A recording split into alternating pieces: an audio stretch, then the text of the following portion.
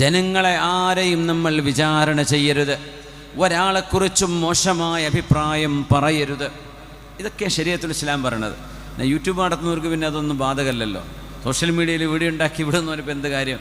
4 subscribe ചെയ്ത് കഴിഞ്ഞാൽ അല്ലെങ്കിൽ കുറച്ച് വ്യൂവേഴ്സിന് കിട്ടിക്കഴിഞ്ഞാൽ അവന് രക്ഷപ്പെട്ടു എന്ന് അവന് വിചാരിക്കണത്. അത് ഇവിടെ രക്ഷപ്പെടൂല. ഒരു ഖഡ്ഗമണി അത്ര നിങ്ങൾ അനീതി ചെയ്തിട്ടുണ്ടോ, നുണ പറഞ്ഞിട്ടുണ്ടോ, അതിന് അല്ലാഹുവിൻ്റെ മുമ്പിൽ വിചാരണയ്ക്ക് വിധേയമാക്കേണ്ടി വരും. പരിശുദ്ധമായ അറഫ മൈതാനത്തിലെ ഹബീബിൻ്റെ അന്ത്യപ്രഭാഷണം നടക്കുകയാണ്. ഹബീബിൻ്റെ വിടവാങ്ങൽ പ്രസംഗം നടക്കുകയാണ്. ഇന്ന ദിമാഅക്കും വ അംവാലക്കും വ അഅറാദക്കും ഹറാമുൻ അലൈക്കും. ജനങ്ങളെ, 1,23,000 സ്വഹാബികൾ എന്നിവിടെ ഉണ്ടെന്നാണ്. അല്ല 24,000, രണ്ട് അഭിപ്രായങ്ങളാണ്.